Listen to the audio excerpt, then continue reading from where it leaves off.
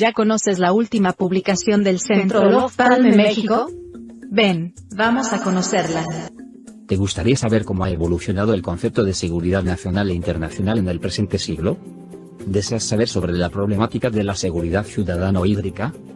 ¿Qué lugar ocupa el terrorismo en la agenda de seguridad nacional de México y por qué?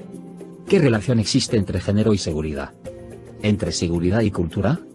Las respuestas a estas y otras preguntas se encuentran en el libro colectivo La seguridad extraviada, apuntes sobre la seguridad nacional de México en el siglo XXI.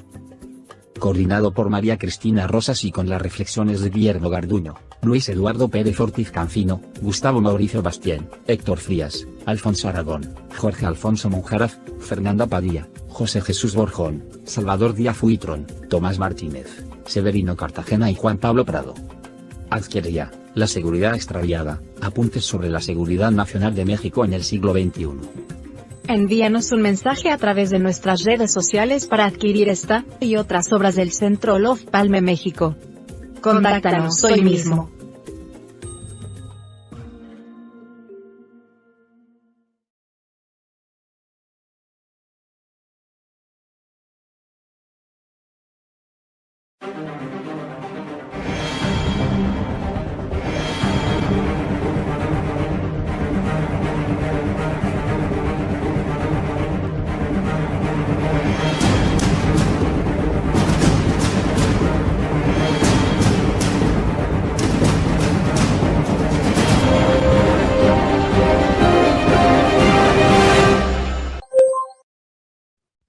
Muy buenos días, buenas tardes. También sé que estamos en diversos usos horarios gracias a las tecnologías de la comunicación y la información, porque además les quiero comentar, hoy tenemos distinguidos invitados en distintos usos horarios en Washington y en Santiago de Chile.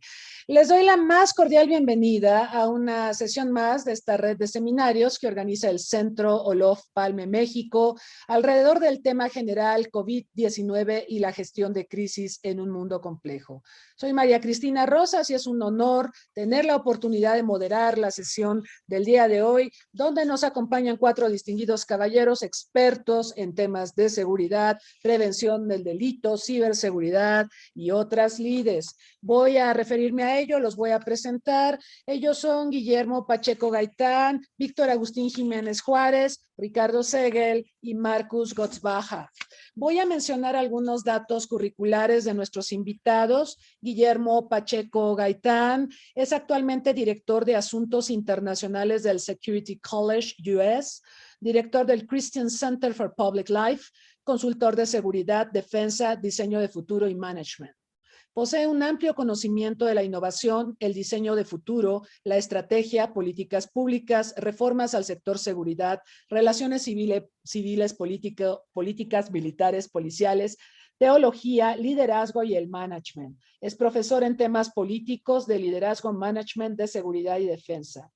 Como experiencia profesional podemos señalar que durante 11 años fue profesor del Centro William Perry de Estudios Hemisféricos de Defensa en Washington, D.C., y antes de asumir este cargo fue asesor político del Ministerio de Defensa de Guatemala, de la Presidencia de la República y ministro consejero de la Embajada de Guatemala en Colombia.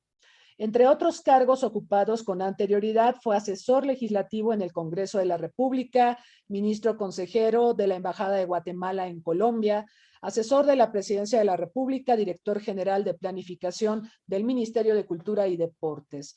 Es arquitecto por la Universidad de San Carlos en Guatemala, magíster en planificación y administración regional del Centro de Investigación y Desarrollo Regional de la Universidad de los Andes en Santa Fe de Bogotá, Colombia, magíster en ciencias políticas de la Universidad Rafael Andívar de Guatemala y magíster en defensa y seguridad hemisférica del Colegio Interamericano de Defensa y de la Universidad de El Salvador en Washington, D.C. Es egresado del Colegio Interamericano de Defensa en Washington, D.C., donde obtuvo el diploma del Curso Superior en Defensa y Seguridad Hemisférica. Tiene estudios de doctorado en Paz y Seguridad Internacional en el Instituto Universitario General Gutiérrez Mellado y la Universidad Nacional de Educación a Distancia en España. Es coach cristiano certificado y coach ontológico profesional de método CC. Bienvenido, Guillermo. Además, qué gusto, tantos años sin coincidir. Es un verdadero honor tenerte con nosotros. El licenciado Víctor Agustín Jiménez Juárez es licenciado en Ciencias Informáticas, egresado del Instituto Politécnico Nacional, con 17 años de servicio en seguridad pública, enfocados a la investigación de delitos electrónicos, en un inicio de aquellas conductas delictivas cometidas en agravio de las niñas, niños y adolescentes, especializándose en temas de pornografía infantil, en Internet y trata de personas, llegando a ser el titular del Centro de Delitos Electrónicos contra Menores. Ha recibido capacitación especializada de agencias policiales norteamericanas, entre ellas el Departamento de Seguridad Interna de Estados Unidos y el Buró Federal de Investigación, FBI, asimismo del Centro Nacional para Niños Desaparecidos y Explotados de Estados Unidos y de la Brigada de Investigación Tecnológica de España. Desde abril de 2018 a la fecha, con su equipo de trabajo, se encarga de brindar asesoría técnico-legal a la ciudadanía que reporta alguna incidencia delictiva en la red pública de Internet. Asimismo, dirige las investigaciones cibernéticas y los servicios especializados en Forensic Digital para la atención de los requerimientos ministeriales y judiciales. Actualmente forma parte de la Dirección General Científica en la Unidad de Órganos Especializados por Competencia de la Guardia Nacional de México. Muchísimas gracias por acompañarnos. Es un gusto tenerlo con nosotros. Ricardo Segel. Él es doctor en Information Systems de la Eindhoven University of Technology en Holanda. Es actualmente profesor de la Facultad de Ingeniería y Ciencias de la Universidad Adolfo Ibáñez, director académico del Diplomado en Transformación Digital y director académico del Magíster en Ciberseguridad. Tiene más de 20 años de experiencia profesional en proyectos de transformación y aceleración digital, excelencia operacional, gestión de procesos, inteligencia de procesos, riesgo y control y ciberseguridad. Ricardo Segel, como comentábamos, nos acompaña desde Santiago de Chile. Bienvenido, un gustazo tenerlo con nosotros. Marcus Gottsbacher, profesor de investigación adjunto en Carleton University, es maestro y doctor en ciencias políticas por la Universidad de Viena, con especialización en temas socioambientales y derechos indígenas. Cuenta con más de 25 años de experiencia en proyectos relacionados con el acceso a la justicia, la prevención del delito, así como la reducción de la violencia y construcción de paz en Latinoamérica y el Caribe. Ha trabajado en diversos programas, fondos y agencias especializadas de la Organización de las Naciones Unidas, entre las que destacan ONU Mujeres, el Programa de las Naciones Unidas para el Desarrollo, la Organización de las Naciones Unidas para la Educación, la Ciencia y la Cultura, la Organización Internacional del Trabajo y la Oficina de Naciones Unidas contra la Droga y el Delito, en donde se desempeñó como gerente de programa en proyectos relacionados a la justicia penal, prevención del delito y la reducción de la demanda de drogas en México. Durante 13 años trabajó en el Centro Internacional de Investigaciones para el Desarrollo en Canadá, organización en la que alcanzó el cargo de oficial principal del programa Gobernabilidad y Justicia, mismo que le permitió tener a su cargo diversos proyectos de seguridad ciudadana, gobernanza de la seguridad, seguridad juvenil, violencia de género, violencia urbana, acceso a la justicia y jóvenes en conflicto con la ley, entre otros. Posee experiencia académica como profesor del posgrado en Ciencias Políticas de la UNAM y como profesor investigador del Instituto José María Luis Mora. Es profesor de investigación adjunto del Instituto de Economía Política de la Universidad Carleton en Ottawa, Canadá.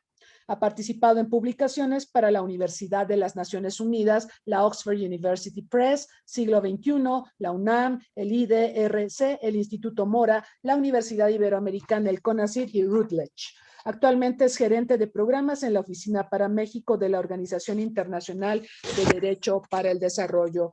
Muchas gracias, Marcus, bienvenido. Y quiero comentarle al público que nos acompaña aquí en Zoom y en Facebook Live que el tema que nos ocupa hoy es delincuencia organizada en los tiempos del COVID. Como han podido escuchar, quienes hoy disertarán sobre estos temas son connotados expertos y sin más, le doy el uso de la palabra y la más cordial bienvenida nuevamente a Guillermo Pacheco Gaitán. Gracias, María Cristina. Confirmo si me escuchan bien. Perfecto.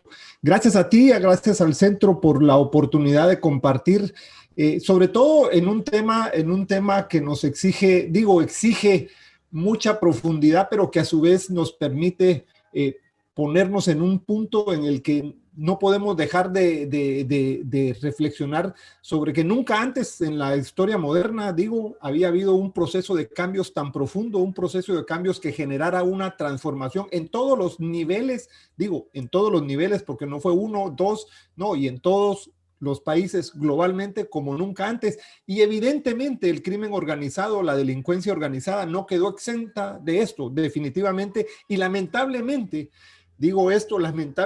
creo que el proceso de transformación, de entender la adaptabilidad a otros escenarios ha sido más rápido de ellos que la reacción misma de los estados en entender lo que se tiene que hacer. Yo hago esta introducción para poner en la mesa porque evidentemente los estados estaban más preocupados en la respuesta a un fenómeno al cual no se habían enfrentado nunca. O sea, sí se hablaba hace 200 años de la peste negra, hace 100 años de la fiebre española, se tenía una idea más o menos, pero aun cuando los avances tecnológicos nos permiten pensar, y lo vemos ahora ya después de más de un año de pandemia, cómo han bajado ciertas cosas que no los podíamos ver bajando al principio de la pandemia, pero que nos dice que los estados estaban más preocupados en esto, pero que también refleja una hipótesis que yo he venido manejando anteriormente, evidenció a los estados en no estar preparados para el futuro. O sea,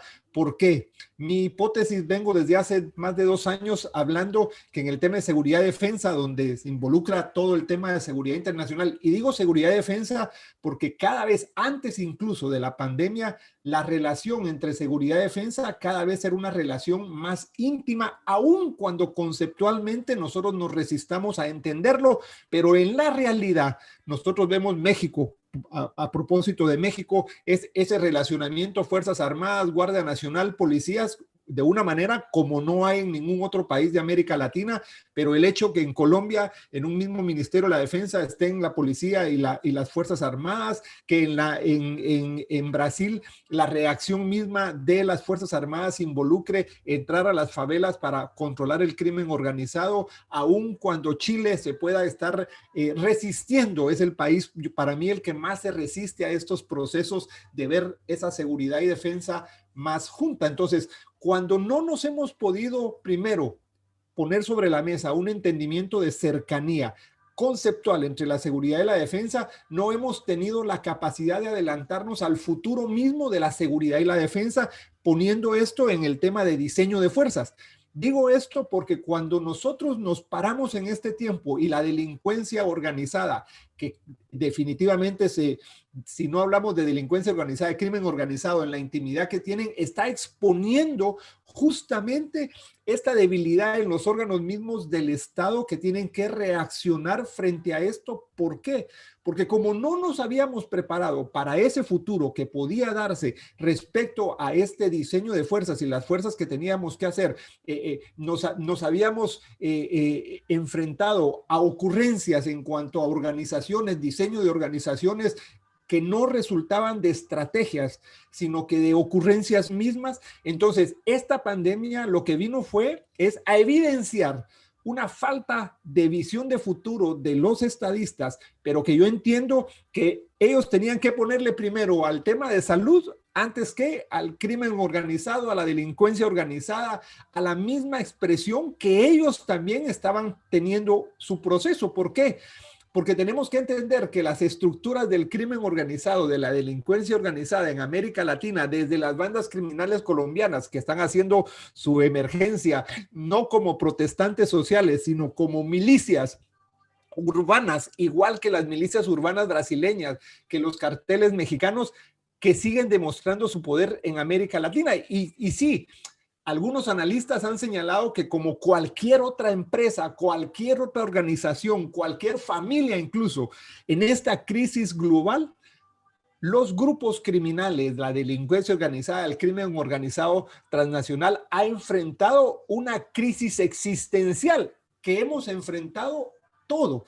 ¿Por qué? Por cuenta de esa severa interrupción, en el caso de las empresas, por la interrupción de sus cadenas internacionales de suministro. Yo les digo esto porque una empresa transnacional puede estar pensando, wow, mire, tengo un problema en mi cadena internacional de suministro, pero resulta que el crimen organizado transnacional tiene que estar viviendo una crisis existencial porque sus cadenas internacionales de suministro también han tenido un problema, y entonces aquí metemos palabras como resiliencia y una continua transformación de estas organizaciones a lo largo de América Latina. Entonces, cuando nosotros empezamos a ver que tenemos menos oferta y menos demanda, por ejemplo, voy a poner un ejemplo en el narcotráfico, que es la piedra angular en algunos de los muchos negocios que tienen todos estos grupos, estas organizaciones, ha sufrido una restricción en menos oferta y menos demanda, pero que eso lo que hizo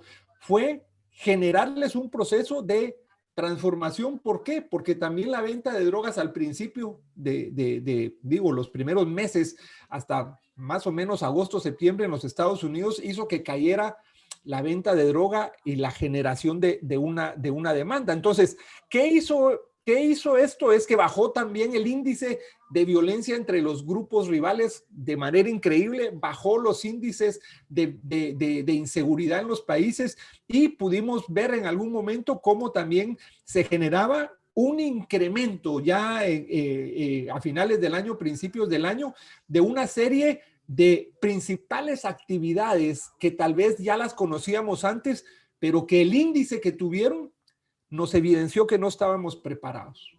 Delito cibernético, comercio de drogas, delito ambiental, comercio de armas de fuego, fraude cibernético, estafas relacionados con todo lo que podamos pensar, las personas como mercancía, fraude documental, falsificación de documentos, falsificación de monedas, y sobre todo algo nuevo que nosotros estamos viendo en este proceso de transformación, el comercio de medicamentos, que evidentemente en este tiempo se está generando de una manera muy grande. Entonces, cuando nos enfrentamos a esto, yo lo que quiero dejar, y por eso el tema de inicio en una manera como un marco de discusión, es cuando los estados no han estado preparados en diseñar un futuro que permita entender que la seguridad y la defensa está operando en otros niveles, los modelos de reacción, los modelos de interpretación, por decirlo así, de los estados frente a estas organizaciones,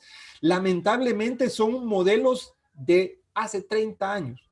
¿Por qué? Porque estamos ejerciendo modelos con un mundo que ya no existe, o sea, un mundo que no existe para los estados, y que nos esforzamos en aplicar modelos para un mundo que no existe, y por eso las respuestas que tenemos listas ya son a preguntas que no le hacen al Estado. ¿Por qué? Porque las preguntas cambiaron de lógica. ¿Por qué? Porque las preguntas van por otro lado, y la delincuencia organizada, el crimen organizado transnacional ya está en ese nivel. Tal vez no, sí, viviendo todavía los rasgos de la crisis existencial que tuvieron, pero al final han logrado una mayor transformación. Han visto que su resiliencia era mucho más efectiva que la resiliencia misma de los estados. ¿Por qué? Los estados todavía en este tiempo se enfocan en defender la organización tal como está, y no ver un diseño de futuro de aquí mínimo a 10 años, 20, 30. Por ejemplo, vemos, y quiero ir terminando con esto para respetar mis 15 minutos, vemos la última estrategia de delincuencia organizada que sacó la Unión Europea. Digo esto, ¿por qué? Porque vemos un esfuerzo. Abril del 2021 sacaron en base a este proceso la estrategia contra la delincuencia organizada de la Unión Europea. ¿Por qué? Porque se dieron cuenta que había sido rebasado en el nivel mismo de la dimensión de lo que estaban enfrentando. Y dijeron, tenemos que tener una respuesta rápida. Aplicado a América Latina, ¿cuál es nuestro mayor problema? Que este tiempo también reflejó que no estamos preparados para tener una respuesta multilateral en el tema de delincuencia organizada. O sea, lamentablemente aquí en Washington, D.C., la multilateralidad de la OEA anda metido en temas, y lo digo con todo el respeto, lo voy a decir, con temas que no responden nada, temas de género, temas de luchas de grupos, temas que, fíjese, estuve justamente este domingo preparándome para esto con un alto diplomático de un país de mucha influencia aquí en la Organización de Estados Americanos, y me dijo, el 80% de lo que se discute en la OEA es temas que no tienen nada que ver, sino es esta agenda que estos grupos han metido en la OEA como para revertir muchas de las cosas, incluso crimen organizado detrás de estos grupos. ¿Para qué? Para poder copar la temática, para que no se toquen los temas importantes. Entonces, creo yo que el problema que tenemos es que estamos en la respuesta misma del Estado, viviendo en un mundo que no existe. Estamos tratando de tener una respuesta nacional muy débil frente a una delincuencia internacional, frente a una respuesta que debería ser multilateral, que aquí en América Latina, digo, no en América Latina, en el marco de las Américas, es tan difícil poder lograr una estrategia como la que tiene la Unión Europea para poder sumar esfuerzos y intentar tener una dimensionalidad diferente, un modelo interpretativo diferente frente a la lógica que estamos viviendo en este tiempo. Yo me quedo aquí en mi primera presentación, y después podemos hacer en la reflexión final una mayor profundidad. Gracias a ti, María Cristina. Muchas gracias, Guillermo. Tocas temas torales. Cada país es distinto, obviamente, en la región. Por ejemplo, en México estamos repensando a la seguridad pública, la seguridad ciudadana, la seguridad nacional, los servicios de inteligencia, etcétera. Y esta relación seguridad y defensa sigue a debate.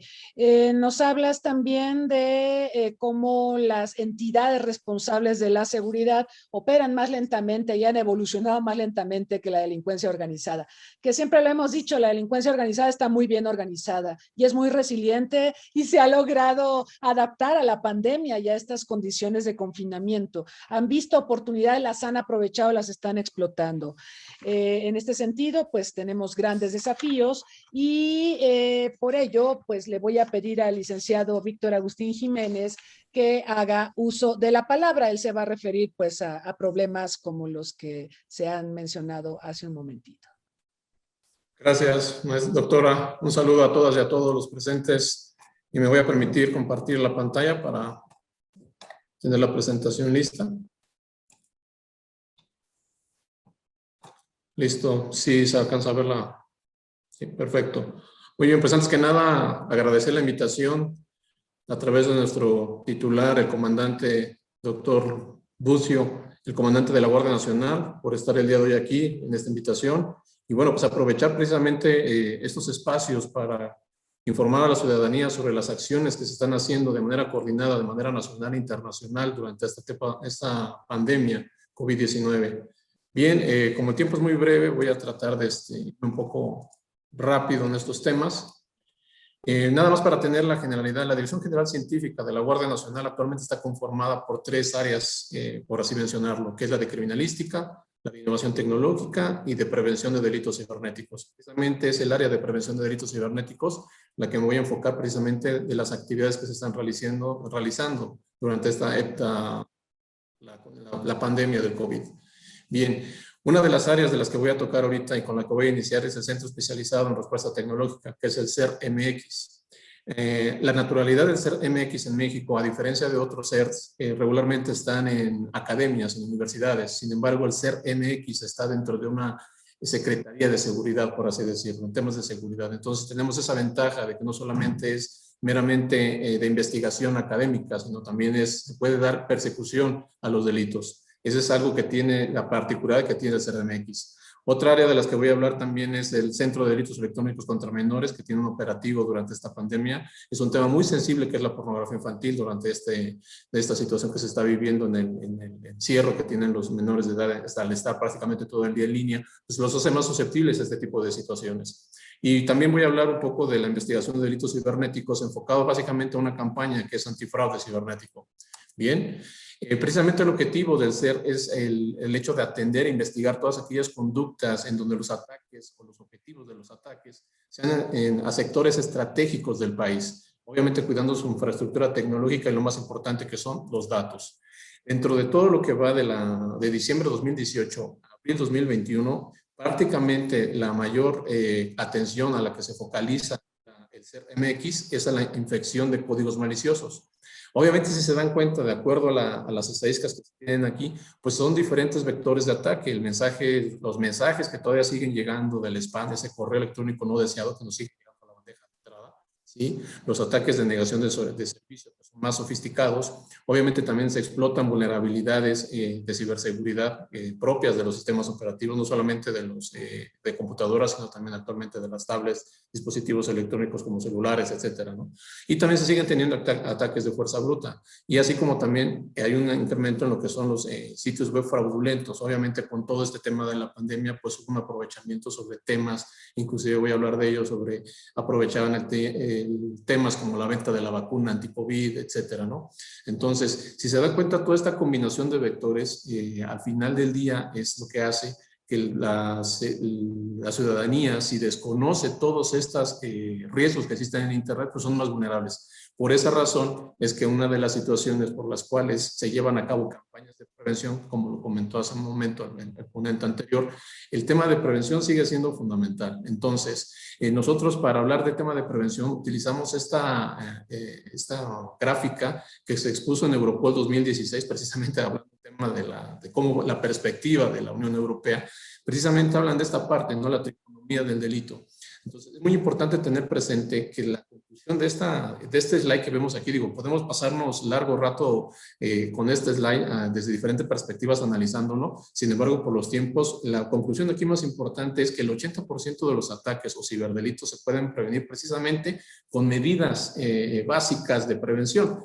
Entonces, siendo uno de los pilares, ¿qué se ha hecho aquí en México en ese sentido de prevención? Bueno, la Guardia Nacional encabeza a través de la Dirección General Científica un modelo homologado de unidades de policía cibernética. ¿Qué quiere decir esto? Que cada entidad federativa que compone México, ¿sí? En sus 32 entidades federativas, al menos existe una unidad cibernética, precisamente para atender los diferentes niveles, ¿sí? A los que se enfrenta la ciudadanía, de los riesgos a los que pueden ser susceptibles y para llevar a cabo las investigaciones correspondientes en coordinación con el Ministerio Público. Obviamente, sin dejar de lado el tema base, que es la prevención. Entonces, precisamente se tiene una red con ellos de 24/7 para temas, por ejemplo, ahorita que estamos en el tema en México, están en el tema de elecciones, pues también ellos andan monitoreando de acuerdo a sus ámbitos de competencia este tipo de situaciones, ¿no? Tienen la implementación de un informe homologado de incidentes precisamente para que nosotros, de la información que vayamos generando, se haga un concentrado y se tengan estadísticas, información local y federal con datos más precisos sobre el comportamiento de la delincuencia y ciberdelincuencia en México.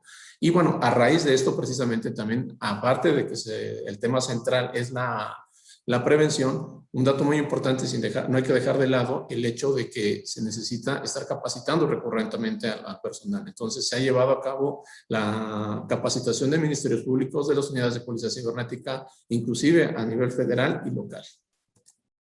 Bien, siguiendo con el tema de prevención, tenemos jornadas de ciberseguridad. De hecho, esta sería la edición 2021, Internet seguro para todas y todos, en donde se tienen básicamente 5 pilares, que es la ciberseguridad ciudadana, es decir, mantener informada a la ciudadanía desde lo más básico sobre los riesgos que existen en el Internet. Ciberseguridad de niñas, niños y adolescentes, porque es la población más vulnerable, desde el ciberacoso o el bullying, hasta temas más drásticos o graves como la trata de personas y la pornografía infantil. Ciberseguridad financiera, pues obviamente todas aquellas incidencias en las cuales está implicado algún tema de factor económico en donde son vulnerados los diferentes sectores, ya sea tanto familiar como algún sector productivo, en donde a través de ciertos ataques o en su defecto páginas falsas se obtiene información personal como el acceso a las cuentas o inclusive a las tarjetas de crédito, ¿no? Entre otras modalidades como la extorsión. También tenemos lo que es el civismo digital, esas reglas de comportamiento social que regularmente teníamos hace años, bueno, pues aplicarlas en el mundo real, perdón, en el mundo virtual. Entonces, esto va muy de la mano también con la ciberseguridad de género, es decir, estar al pendiente de todas aquellas conductas que afectan precisamente específicamente o ilícitas en contra de las mujeres, ¿no? Entonces, por ejemplo, tenemos un trabajo muy de la mano con lo que es la ley Olimpia aquí en México. Bien, derivado también de esto, en el marco del Internet Seguro, de la campaña, de la jornada, perdón, Internet Segura para todos y todos, se tiene una semana en octubre dedicada precisamente en donde especialistas de diferentes sectores, inclusive de diferentes academias y diferentes latitudes, nos sentamos a la mesa durante esta semana y abordamos diferentes temáticas. Se está organizando todavía para que en octubre de 2021, están cordialmente invitados, para que en este 2021 precisamente se lleve información a los diferentes sectores de la ciudadanía, ¿sí? Y precisamente tenga también la ciudadanía esa capacidad de resiliencia, empoderar a la ciudadanía para hacer frente a este tipo de situaciones, conocer cuáles son los riesgos, cuáles son las maneras de ataque y qué hacer al respecto, si puedo anticiparme, es decir, si puedo prevenirlo o si ya fui víctima, qué debo de hacer al respecto. Entonces, todos estos temas se ven durante esta semana de ciberseguridad, vuelvo a repetir, es una de sus ediciones va a ser en octubre de 2021. Bien, también como parte de prevención e inclusive de investigación, en lo que fue de noviembre de 2020 a enero de 2021, y actualmente sigue vigente esta campaña, pero digamos que el primer cierre fue, o el primer corte, digamos, fue en esta temporalidad, porque si bien es cierto, la pandemia en México empezó a partir de abril, sí, empezaron a darse ciertas conductas, y aquí quiero hacer un paréntesis. Una de las principales conductas que se atacó con el tema de coordinación y colaboración entre las diferentes cuerpos de seguridad local, estatal y federal, precisamente fue el tema de saqueos. No sé si escucharon que en México estaban en auge el hecho de que vamos a saquear tiendas departamentales, centros comerciales, etcétera, y todo esto se da a través de redes sociales. Pues bien, gracias al trabajo que ya se venía realizando con empresas prestadoras de servicio como son las redes sociales, esta coordinación que ya se tenía para algunos otros temas de investigación rindió muchos frutos, porque en coordinación se estuvo informando de manera oportuna de que en ciertos perfiles se estaban organizando, movilizando para precisamente ir a saquear alguna tienda. Obviamente muchos de estos eran fakes, muchos de estos eran noticias falsas, muchos de estos no tenían tantos seguidores, sin embargo no podíamos quedarnos de brazos cruzados y precisamente se daba esa coordinación del mundo virtual, que era el monitoreo que se realizaba, informarlo oportunamente a estas empresas para que también en coordinación con los cuerpos de policía locales, es decir, la policía municipal y la policía estatal, y realizaran a cabo actividades de disuasión. Y precisamente este impacto que se venía, por así decirlo, por el número de incidencias, pudiese haber tenido otros resultados, pues se pudo contener precisamente gracias al trabajo de esta colaboración y coordinación. Bien, cierro ese paréntesis, ¿por qué? Porque precisamente cuando empezamos a detectar que había un incremento precisamente de actividades en la red pública de Internet debido al confinamiento en el que todos los usuarios se encontraban, pues obviamente que muchos servicios o contratación de servicios en la red pues empezaron a incrementar. Entonces, en México, a partir de noviembre, pues empiezan las compras de fin de año. Entonces tenemos fechas como el Black Friday, Cyber Monday, Navidad, Año Nuevo, Día de Reyes, etcétera. Y obviamente también mucho poder adquisitivo porque llegan los aguinaldos en el fin de año. Entonces, ante esa situación, hubo una coordinación con las 32 estados para que cada una de sus cibernéticas, ¿sí?, realizara actividades de prevención y de esta manera disuadir y también mantener informada a la ciudadanía y empoderarla de los riesgos que se podían enfrentar durante esta temporada. ¿Sí? Entonces, y no solamente eso, también hubo colaboración. Aquí en México existe la Procuraduría Federal del Consumidor. También hubo por parte de otro sector, que es la Conducef. ¿Sí? Entonces, tanto Conducef como Profeco, Guardia Nacional y las unidades de policía cibernética de los estados tuvieron esta coordinación y que se generó un hashtag de México contra el ciberfraude, en donde todas las cibernéticas, a través de sus capacidades y ámbitos de competencia, generaban infografías precisamente con la finalidad de mantener informada a todos los sectores de la ciudadanía. Hubo desde comunicados de prensa, artículos donde abrió unos espacios la revista del consumidor en México, publicaciones en redes sociales, que fue la mayor cantidad de información, o es ahí donde se enfocaron las baterías de cada una de las unidades cibernéticas. Hubo también webinars y paneles virtuales al respecto, y muchas notas periodísticas y entrevistas al respecto. De hecho, la mayor fuente que fue utilizada por las unidades cibernéticas para esta difusión de las medidas preventivas, pues fue a través de Facebook, Twitter y grupos de trabajo como son Teams de Microsoft, ¿no? Entre otras, si se dan cuenta, pues estaba muy diversificada. Entonces, esto nos ayudó mucho precisamente para impactar a la ciudadanía, mantenerla informada de que los cuerpos de policía, en este caso las unidades cibernéticas, estaban trabajando de manera coordinada, tanto la Guardia Nacional como las locales. Inclusive, precisamente, derivado de eso, ese es en el sector, digamos, en general, respecto al fraude, pero ¿qué hay con los menores de edad? Lamentablemente, también durante este confinamiento, pues los menores de edad pasan más tiempo en la computadora, y lo cual los hace más susceptibles a que estas personas las puedan contactar a través de línea.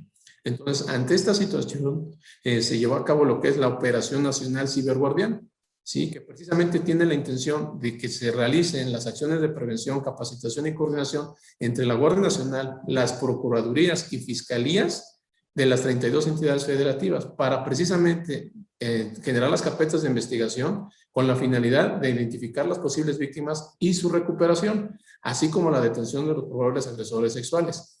Esto inició precisamente con la Operación Ciberguardia. Sin embargo, durante la pandemia, que fue en agosto de 2020, cuando se detectó una mayor actividad, es que inició la Operación Salvación, en donde precisamente el objetivo era rescatar al menos en este periodo, lo que va de la pandemia, pues al rescatar a las víctimas menores de edad es una de las prioridades, de hecho, y continúa siendo una de las prioridades. Tan es así que en marzo de 2021 se le dio continuidad a las reuniones, precisamente para saber cuáles eran los avances del operativo Salvación.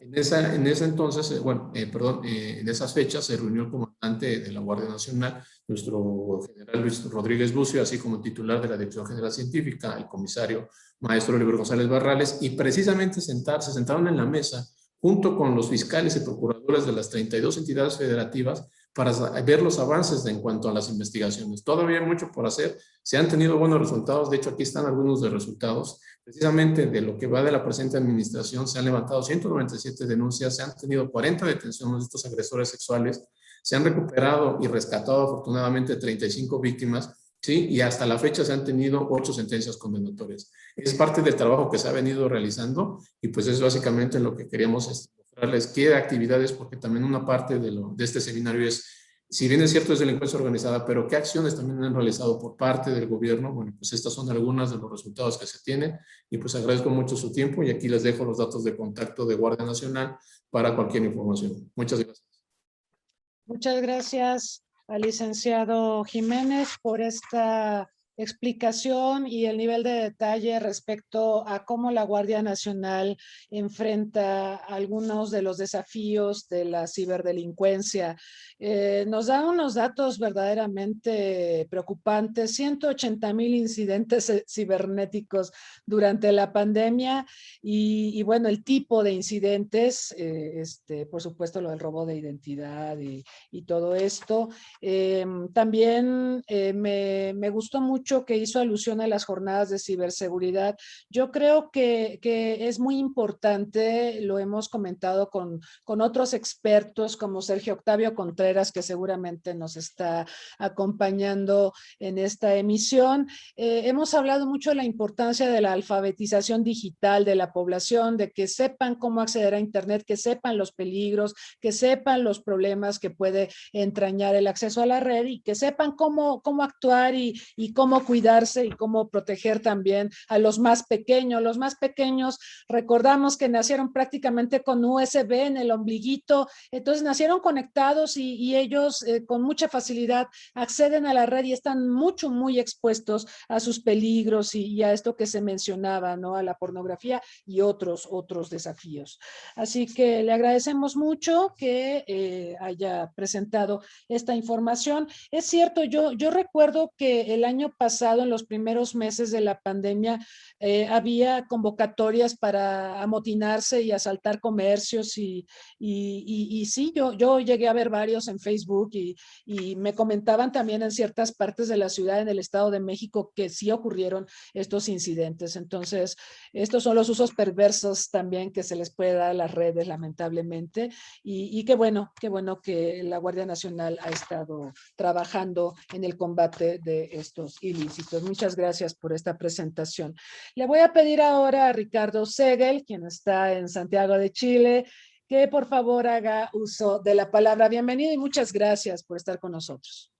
Muchas gracias, María Cristina. Muchas gracias por la invitación.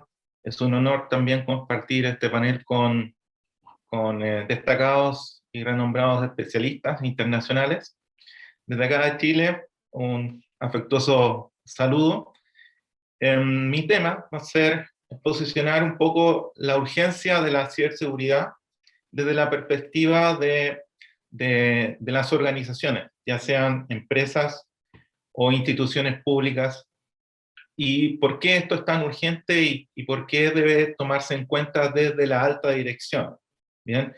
Y esto complementa un poco también lo que ya hemos ido viendo en los panelistas anteriores, que hablan desde lo macro, desde los estados, desde la seguridad nacional, y ahora qué pasa con las organizaciones, y por qué las organizaciones también se han tardado un poco en darle la urgencia necesaria a los temas de ciberseguridad.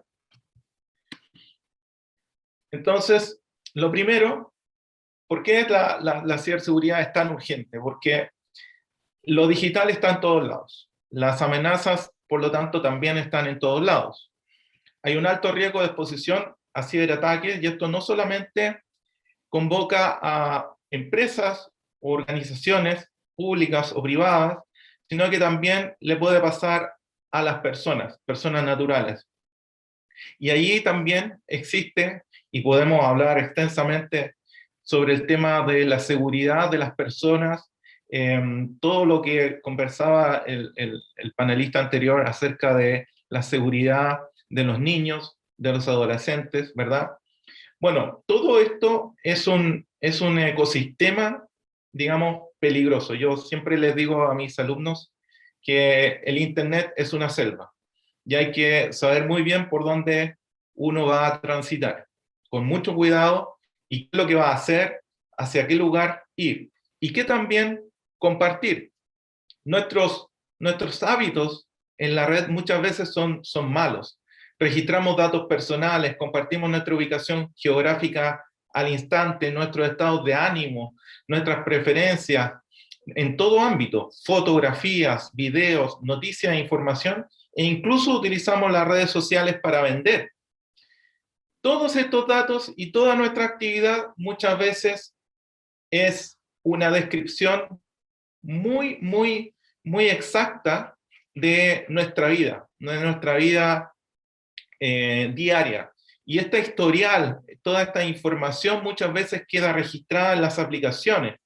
Y cualquiera incluso podría ver información que queda pública en Internet. Cualquiera podría hacer una búsqueda en Google o utilizando un buscador dentro de las mismas aplicaciones o redes sociales, y podría obtener mucha información sobre nuestro comportamiento y trazar el comportamiento de una persona. Y ahí es donde hay un peligro, no solamente para las empresas, sino que también para las personas en su vida diaria, los niños, los adolescentes. Y el punto que mencionabas antes, María Cristina, sobre la alfabetización digital, es un tema no menor, porque se han hecho campañas a través de, por ejemplo, en Chile se han hecho campañas para alfabetización digital años anteriores, y es sobre el uso de la tecnología, pero no sobre los cuidados en el uso de la tecnología, y ahí estamos muy, muy atrasados. Segundo punto, los ciberataques aumentan exponencialmente cada año, y la pandemia los ha acelerado aún más. Los riesgos de exposición de las personas y de las empresas han aumentado. El 2019, previo a la pandemia, el World Economic Forum, el WEF, tenía posicionados los riesgos de ciberataques en el top 5. Y el año pasado, durante la pandemia, lo subió al top 3. Eso indica de inmediato la urgencia de la ciberseguridad en todos los ámbitos, no solamente público, privado, sino que también a nivel personal. Y el cibercrimen a nivel mundial mueve más dinero que el narcotráfico. Y estas cifras son impresionantes. El cibercrimen costará 6 trillones de dólares anuales al 2021, y esto comparado con los 3 millones que costaba el 2015, es decir, en 5 años se ha duplicado. ¿Y qué significa los 6 trillones de dólares anuales? Los 6 trillones son equivalentes al PIB o al Producto Interno Bruto, al GDP, de la tercera economía más grande del mundo. Entonces, había una pregunta, de hecho, en el foro, de por qué el cibercrimen o la delincuencia organizada lo hacen tan bien. Bueno, porque también tienen un incentivo tremendo y ganan mucho, mucho dinero. Tercero, el impacto de los ciberataques no es solamente económico. Esto no solamente trasciende a perder dinero, porque las amenazas no son para la risa, ¿bien? Sino que hay pérdidas millonarias por robo de datos, robo de dinero, pérdida de reputación, caída de valor bursátil. Además de eso, posterior al ciberataque, hay extensas auditorías, hay multas de las instituciones regulatorias, hay extensivas consultorías también, hay inversión sobre inversión, gasto sobre gasto en tecnología y también en asesorías, entre otros. Todo lo que se ve al inicio de un ciberataque, cuando una organización es atacada y pierde, por ejemplo, información o datos, o queda fuera de línea por un día, por una semana, sin poder atender a sus clientes, ya sea en la banca, en el comercio, en otros rubros, en una faena minera, por ejemplo, acá en Chile, es tan crítico porque la minería es el primer sector del ámbito industrial y económico en nuestro país. Si una faena minera queda fuera de operación un día, son millones de dólares los que se pierden, y eso no afecta solamente a la empresa, sino que afecta a las arcas fiscales. Y eso obviamente va en desmedro de las potenciales ayudas económicas o sociales al país y al resto de la comunidad. Entonces, todo eso es lo que se ve en un inicio, esa es la punta del iceberg, pero todos los otros efectos de pérdida de reputación, pérdidas y sobrecostos por multas y asesorías es lo que está debajo de esta punta del iceberg. Como cuarto punto, el cibercrimen no tiene fronteras y trasciende a todas las industrias. Como lo conversábamos anteriormente, el cibercrimen le va muy bien. Y el problema es que los estados todavía no generan los desincentivos para que les vaya tan bien. Y eso es porque falta una integración, una comunicación entre los estados y, de hecho, en un país, entre las instituciones públicas y privadas para compartir información sobre ataques. Las principales amenazas en el 2021 vienen dadas por el ransomware. Ya el 73% de las amenazas vienen por el ransomware, que es un software malicioso que muchas veces nosotros no nos damos cuenta que lo descargamos en nuestros dispositivos, ya sea en un computador portátil, en un smartphone o en un tablet. Muchas veces no nos damos cuenta que lo descargamos porque vienen escondidos en un link que muchas veces pasan desapercibidos. Nosotros, por omisión, por error, muchas veces hacemos clic en ese link y se descarga sin darnos cuenta ese software malicioso. Y eso genera, obviamente, un montón de problemas. En las empresas, muchas veces llega un correo que típicamente es un phishing, donde ofrecen trabajo, ofrecen ofertas de crédito, ofrecen un montón de otras promociones, y la gente inocentemente muchas veces hace clic en ese link y no se dan cuenta que descargaron un malware, una pieza de software malicioso, y ese malware traía obviamente una capacidad de conectarse a un centro de comando central en otro país, al otro lado del mundo, y descarga el ransomware y comienza a diseminarse en toda la red de esa organización. El 69% de las organizaciones han sido víctimas del ransomware, según una encuesta de Heritage Group, y el 57% de esas organizaciones han pagado rescates. Es más, en otro estudio de IST Combating Ransomware este año, menciona que el número de víctimas que pagaron un rescate en el 2020 aumentó al 311% y aumentó en un 171% el número de víctimas de ransomware comparado al 2019. Es decir, es un crecimiento exponencial año a año.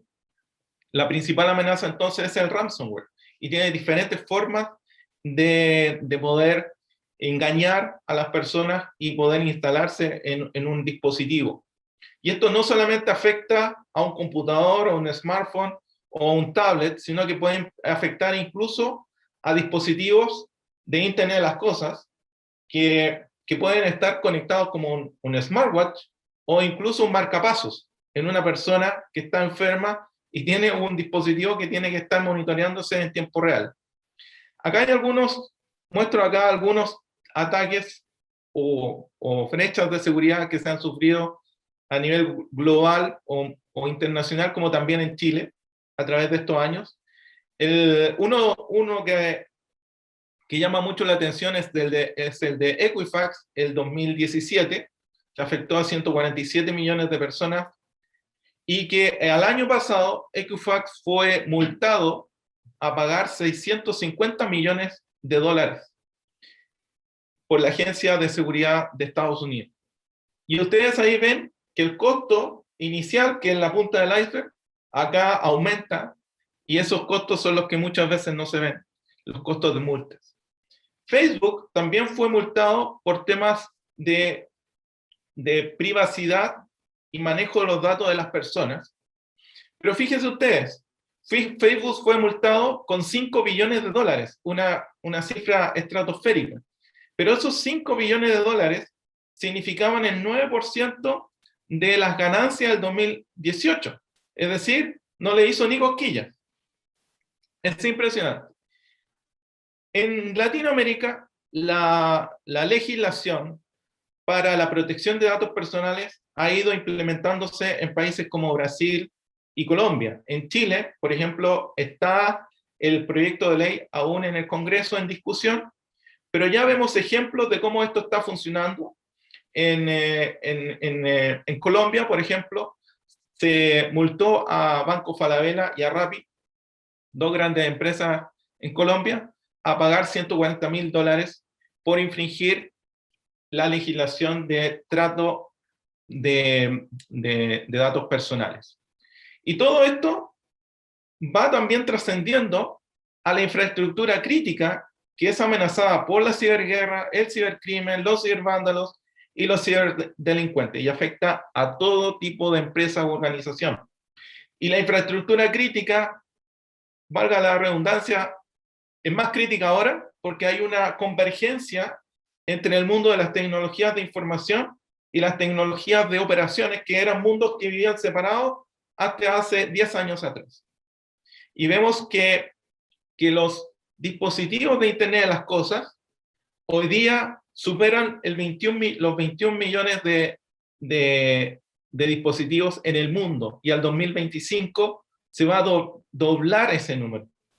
Y eso no afecta solamente a sensores que van a estar en una faena agrícola o en una faena minera, sino que también a dispositivos como un marcapasos o una camiseta que sensoriza los deportistas, por ejemplo.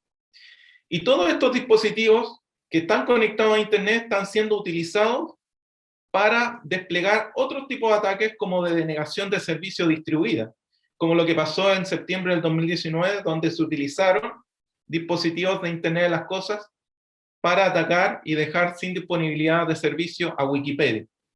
Entonces los riesgos en este ámbito también han aumentado, y ya hay algunos ejemplos como el de 2015, donde dejaron sin línea y sin servicio una compañía eléctrica en Ucrania, que interfirió con el monitoreo, apagó el servicio eléctrico, borró las estaciones de control y dejó como resultado 230.000 clientes a oscuras por 6 horas, y esto pasó el 2015. El año pasado, la Unión Europea anunció sanciones contra 6 personas y 3 entidades por los ataques sufridos en el 2017 con el ransomware WannaCry y NotPetya. Ahí vemos también la tardanza en cómo reaccionan las instituciones en contra del cibercrimen.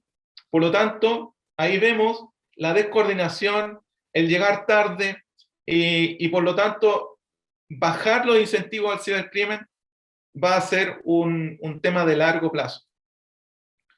Y por último, lo que pasó este mes en Estados Unidos, donde la empresa Colonial Pipeline sufrió también un ataque de ransomware, dejando fuera de servicio su línea de abastecimiento, provocando un caos también en las estaciones de servicio de gasolinerías, y ellos tuvieron que pagar $5 millones a los atacantes. Entonces ahí vemos que los incentivos para el cibercrimen no bajan. Bueno, ahí quería dejar posicionados varios temas para poder entender un poco y tener ese sentido de urgencia de la ciberseguridad, no solamente en el entorno estatal, no solamente en el entorno de las empresas, sino que también como una responsabilidad de cada uno de nosotros. Muchas gracias, María Cristina. Muchas gracias a Ricardo por esta formidable y también preocupante presentación. Sí, ciertamente la ciberseguridad es urgente, lo digital está en todas partes, no ayudan mucho a nuestros malos hábitos como cibernautas, el analfabetismo digital, por supuesto, pero volvemos a lo que decíamos hace un rato, la delincuencia y la ciberdelincuencia está muy bien organizada y por supuesto se han generado oportunidades en la pandemia que ha aprovechado. Ahora que mencionaba Ricardo, por ejemplo, el ransomware, algo que se ha disparado en esta pandemia es el secuestro virtual a hospitales, ¿no?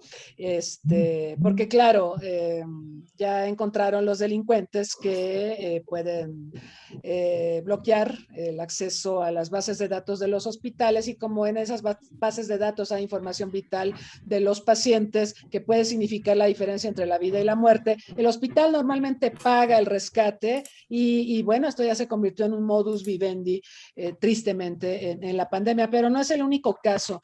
Yo creo que es muy preocupante y qué bueno que lo mencionó Ricardo, el tema de la afectación al Internet de las cosas, efectivamente el tema de los marcapasos, pero también de los dispositivos que liberan insulina en pacientes afectados por diabetes, por citar algunos casos, pues preocupa, ¿no? Porque entonces aquí también estamos hablando de afectaciones a la vida de las personas.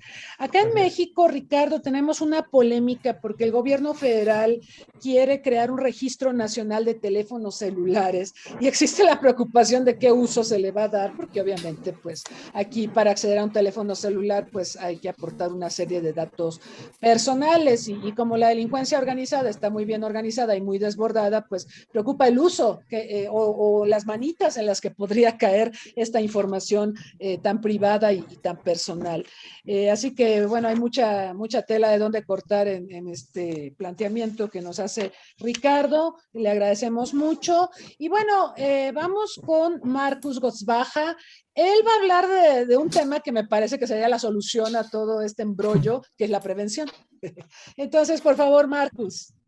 Sí, muchas gracias. Si me ayudan, por favor, con la proyección de mi PowerPoint, y porque voy a usar otro texto aquí.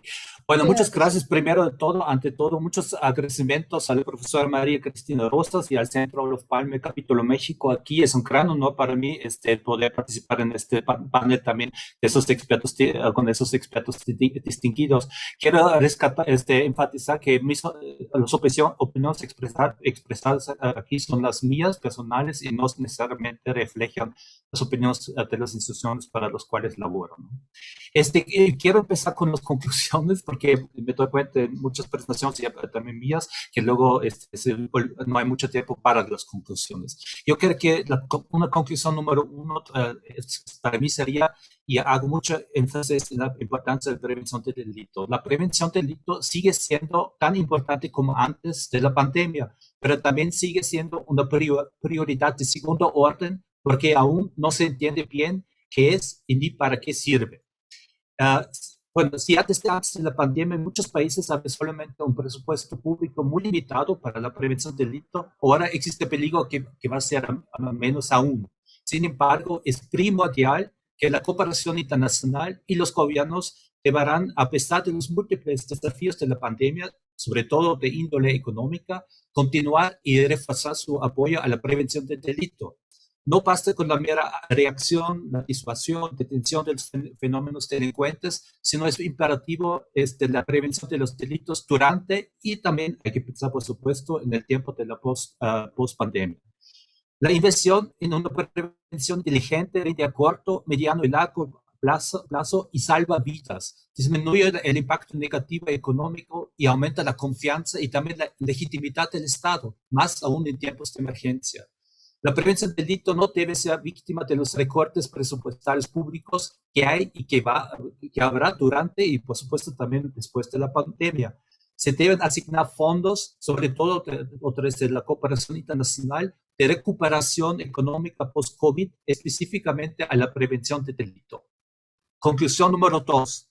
Mientras que las formas de delincuencia común y la criminalidad organizada se adaptan con rapidez a cualquier escenario que hemos visto durante la pandemia, las respuestas gubernamentales y sociales tienen procesos más lentos y menos adaptables. Eso ya hemos escuchado también.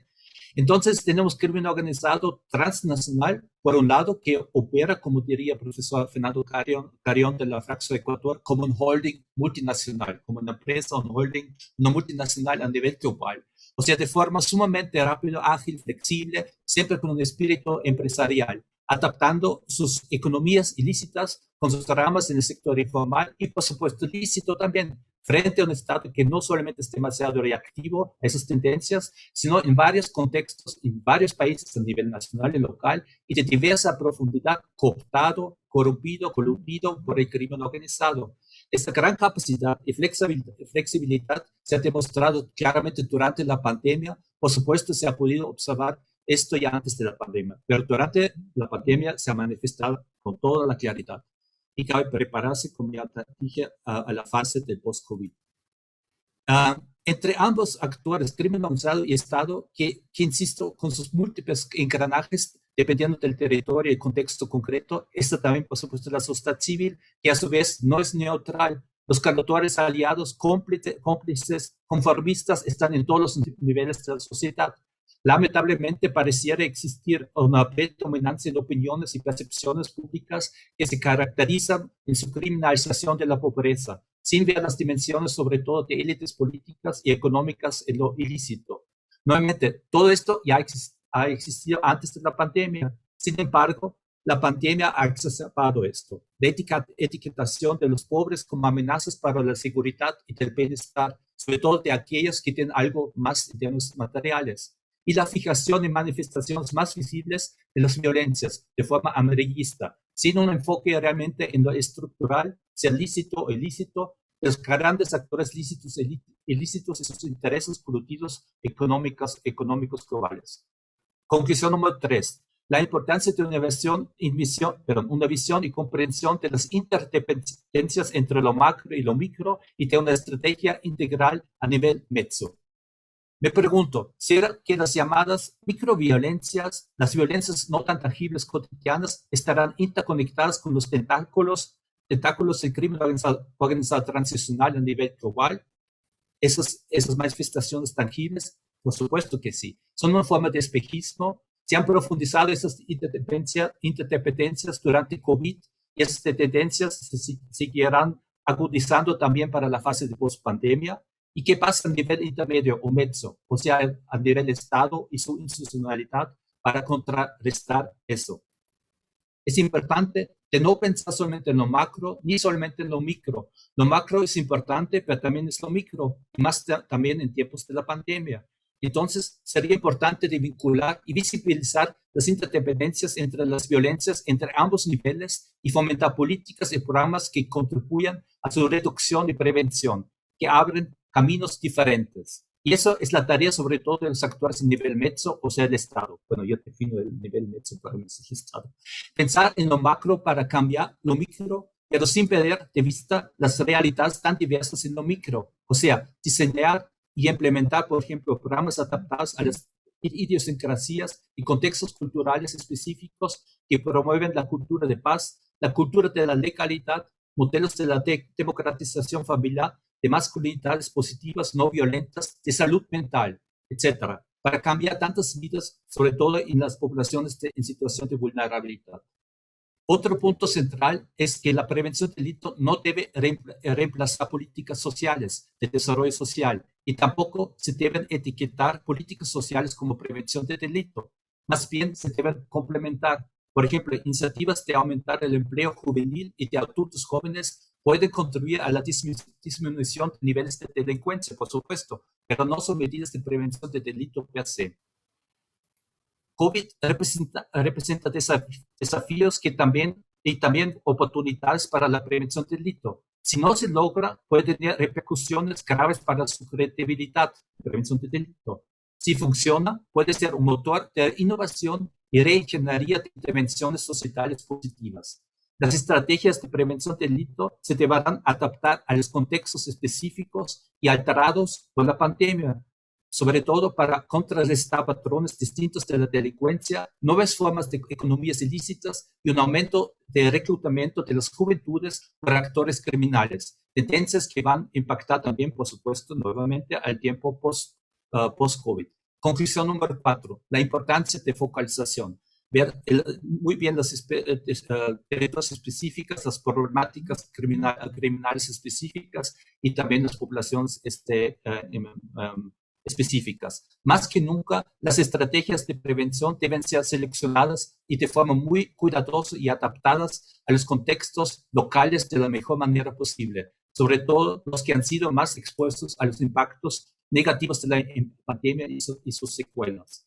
Una prevención del delito sin tomar en cuenta las agencias en el sentido político, estrategias, necesidades y aspiraciones de las poblaciones en situación de vulnerabilidad, sobre todo de aquellos en riesgo de ser cooptados, reclutados e insertos en las dinámicas de la delincuencia y sus economías ilícitas, es solamente limitada. Eso aplica como antes, también durante y después de la pandemia. Conclusión número 5.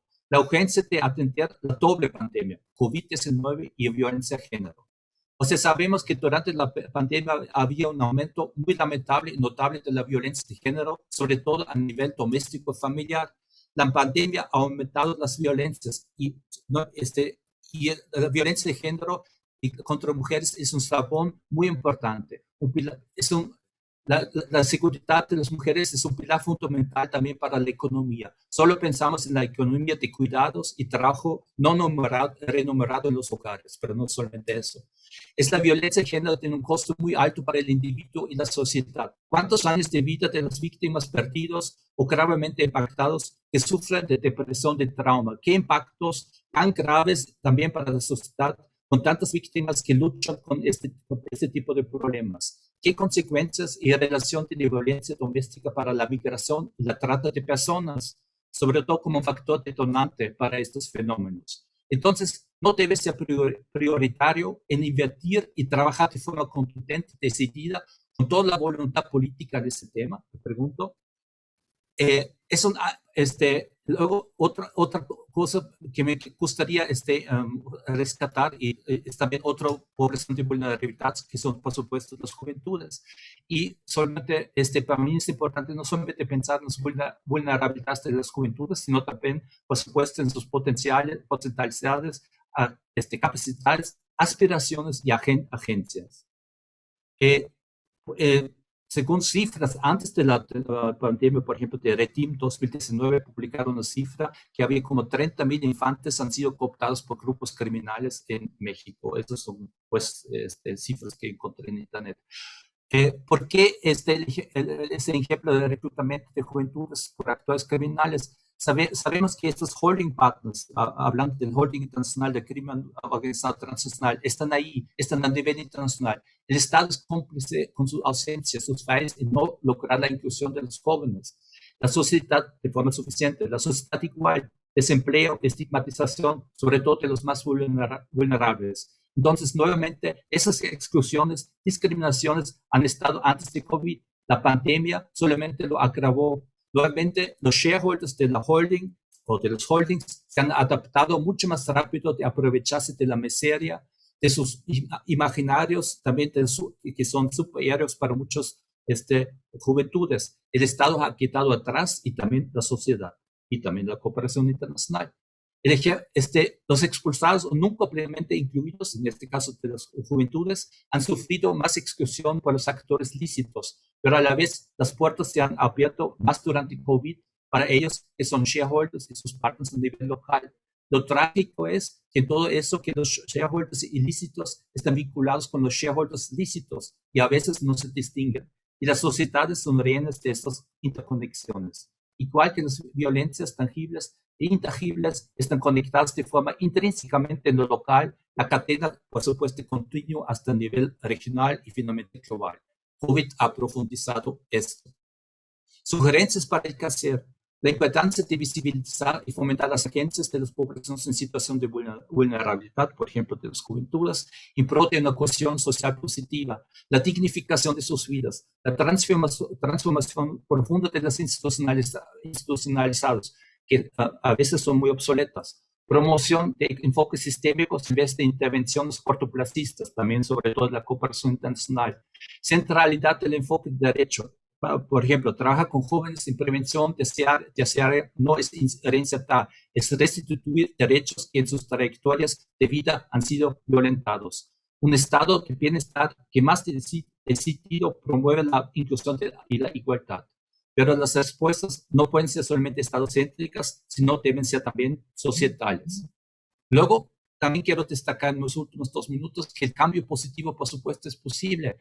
Y yo creo que antes de la pandemia tenemos muchas experiencias exitosas que solamente aquí había que retomar, adaptar y continuar. Y hay como varias experiencias, por ejemplo, cuando pongo aquí en Bogotá, Colombia, Córdoba, sobre todo, por ejemplo, la administración de 2 veces alcalde de Bogotá, Antanas Mocos, para mencionar sobre todo, pensando sobre todo en temas de seguridad urbana. También, ¿cuáles han sido los ingredientes para el éxito? Por supuesto, es muy importante siempre el compromiso y voluntad política y la visión política. Un análisis exhaustivo del fenómeno criminal, análisis situacional de cada municipio, coordinación, otro punto muy importante, efectiva entre órdenes de gobierno, coordinación entre con regiones y estados vecinos, profesionalización de la policía, fortalecimiento y también dignificación, fortalecimiento del marco regulatorio, clasificación de nuevos delitos, inversión, infraestructura, empoderamiento de las poblaciones en situación de vulnerabilidad, sobre todo las mujeres, lucha contra la impunidad, mejorar la convivencia, la cohesión social positiva, la cultura de la legalidad, mejorar el sistema de justicia penal y justicia alternativa y restaurativa. Y todo eso, por supuesto, las alianzas están muy importantes y, bueno, y por supuesto la participación ciudadana. Bueno, también ya voy como tengo poco tiempo, también creo que es muy importante que hay mucha evidencia, sobre todo en prevención de delitos, muchos modelos que sí han demostrado y que se han evaluado. Por ejemplo, aquí solamente hago referencia a un modelo sobre seguridad ciudadana y prevención de delitos de Orden Social, EFOS, y de proyectos estratégicos consultora, que ha sido evaluado, aprobado por 14 viceministros, ministros de justicia de América Latina, que justamente nos dan una ruta cómo podemos implementar ese tipo de políticas y estrategias en esos temas. Como a manera de concluir, más atención a las manifestaciones no violentas del crimen organizado más allá, más, bueno, más allá de las formas y expresiones visibles del crimen organizado, como por ejemplo reclutamiento de juventudes, impactos sobre niños y niñas en sus aspiraciones, sus proyectos de vida, ausencias del Estado tomados por el crimen organizado, influencias de capitales ilícitas en ciertas economías, como lavado de bienes, contrabando, economías ilícitas que facilitan por la globalización, que son facilitados por la globalización, afectan a economías lícitas, por supuesto. La visibilización de la violencia de género en el espacio privado y sus vínculos con la violencia en el espacio público. Instituciones que han demostrado más problemas de reacción adecuadamente al COVID que la delincuencia organizada en sus servicios. El Estado pierde legitimidad.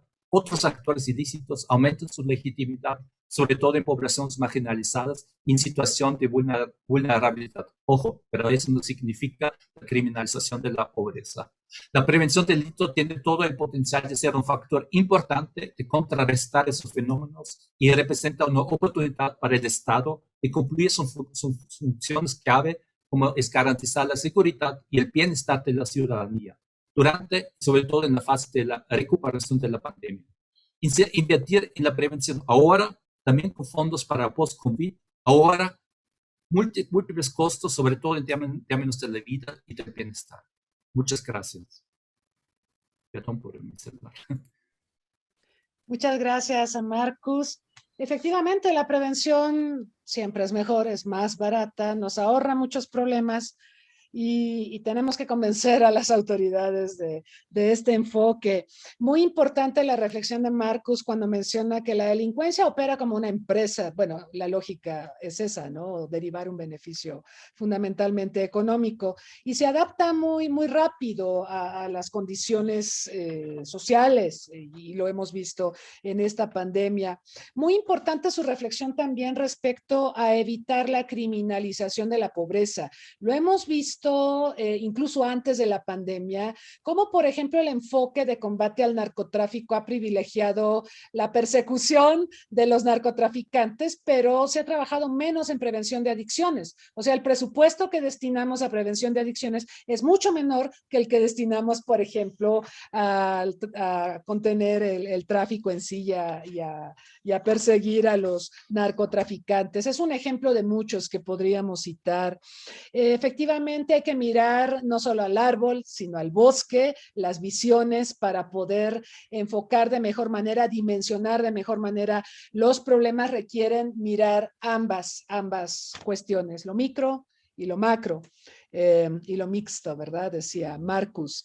Sí hay una conexión entre pobreza y delito y mientras hablaba Marcus me quedé pensando en que el actual gobierno mexicano promueve programas sociales que están encaminados justamente a mejorar las condiciones de vida de las personas, pero esto no está encadenado a una política de prevención del delito. Entonces esto pues también quizá habría que ponderarlo. Muy alarmante el dato, 30,000 infantes, nos dice Marcus, han sido reclutados por organizaciones criminales precisamente ante esta falta de oportunidades sociales, la exclusión, las desigualdades a las que nos enfrentamos. Entonces, la prevención tiene que ponderar todos estos aspectos. Pues muchas gracias, Marcus. Vamos a pasar a la recolección de preguntas. Nos han llegado bastantes preguntas de parte del público y bueno, antes de leer las preguntas, los quiero invitar a la encuesta del día de hoy. Es una encuesta que los invitamos a contestar. No hay respuesta correcta. Esta es multirespuesta, de hecho. Y la pregunta en esta ocasión dice, en el marco de la pandemia generada por el SARS-CoV-2, señale en qué esferas ha impactado la delincuencia organizada en su persona y o patrimonio. A ver, aquí va. Asalto en vía pública, robo en casa habitación, robo de identidad, robo de vehículos, secuestro express, secuestro virtual o ransomware, medicinas apócrifas, tráfico de medicamentos, gobernanza de la delincuencia en áreas, zonas abandonadas por el Estado, aumento de actividades ilícitas frente al desempleo generado por la pandemia, mayor oferta de estupefacientes ante la crisis emocional y psicológica de las personas. Ay, me acordé que estuvimos en un webinar hace un par de semanas, recuerdo recordarán que se comentó que ha aumentado el consumo, por ejemplo, de alcohol en la gente que está deprimida y demás por el encierro. Y bueno, el tema de las adicciones sin duda está presente en esta pandemia. Voy a leer las preguntas que muy amablemente nos han hecho llegar, tanto aquí en Zoom como también vía Facebook Live. Las voy a leer para la consideración de nuestros panelistas. Primero, llega una pregunta de Facebook de Patricio González, dice, a propósito de la delincuencia organizada, ¿no será que el Estado es cómplice? Por lo menos así parece. Otra pregunta de Linda Connie, ¿por qué la delincuencia organizada parece tan bien organizada? Es decir, ¿qué factores le dan ventaja frente a la organización de la seguridad pública? Ubaldo Quiroz pregunta, ¿qué opinan sobre la posibilidad de impartir talleres de seguridad integral, incluyendo ciberseguridad en todos los niveles educativos? En las empresas, institutos, centros de trabajo, se deberían impartir cursos de ciberseguridad antes de elaborar formalmente y certificar que efectivamente su personal sabe de los riesgos y consecuencias. Finalmente, ¿consideran la necesidad de legislar en materia de ciberseguridad? Muchas gracias. ¿Qué más? Fabio Contreras dice, ¿cómo mostrar a los gobiernos, empresas u otras entidades que la ciberseguridad es una urgencia, ya que esto implica una inversión que se traduce en gasto? Bueno, sí es gasto, pero es una inversión. Esta discusión la habíamos tenido cuando hablábamos del gasto en salud y decíamos que al final del día viene siendo una inversión y además muy redituable. Si inviertes en salud, los resultados pueden ser muy buenos. Otra pregunta es, a nivel de asociaciones, ¿cómo poder resguardar nuestra información si para poder utilizarla nos solicitan nuestra aprobación? Al rechazarla, entramos en la presión social de usar estas aplicaciones. Ejemplo, si no estoy de acuerdo en las condiciones de WhatsApp, no la instalo, pero mi círculo cercano e incluso mi círculo laboral usan esa aplicación para comunicar información. Por tanto, me obligan a instalarla. Pregunta José Rosas, con el aumento del comercio electrónico derivado de la pandemia, ¿qué tanto se han incrementado los delitos relacionados con este ámbito y qué han hecho los gobiernos para atacar este delito? Cabe señalar que también existe un miedo de cierto sector de la población al uso de estas tecnologías. ¿Cómo animar a la gente a utilizarlas a pesar de este problema? Y también me hacen otras dos preguntas en mi Facebook. Preguntan que qué tan blindadas están las elecciones en México ante la ciberdelincuencia. Preguntan también qué se debe hacer ante las noticias falsas en la red. Preguntan también cómo se pueden combatir los crímenes de odio en Internet, recordando el caso de marzo de 2019 en Christchurch, Nueva Zelanda, cuando un supremacista blanco filmó y transmitió en Facebook Live la matanza de musulmanes en mezquitas. Guillermo, por favor, comenzaríamos contigo. Gracias, gracias, te agradezco mucho. Mira, yo voy a agarrar la primera. Se pareciera que es el Estado cómplice, dice, ¿no será que el Estado es cómplice? ¿Y por qué agarro la primera? Quiero ser consecuente con mi presentación. Pues digo, el Estado es cómplice por dos situaciones. Uno, cuando lo hace de hecho, digamos que desde el Estado se genera una relación con el crimen organizado, y otra es cuando no es de hecho, cuando no hace lo que tiene que hacer.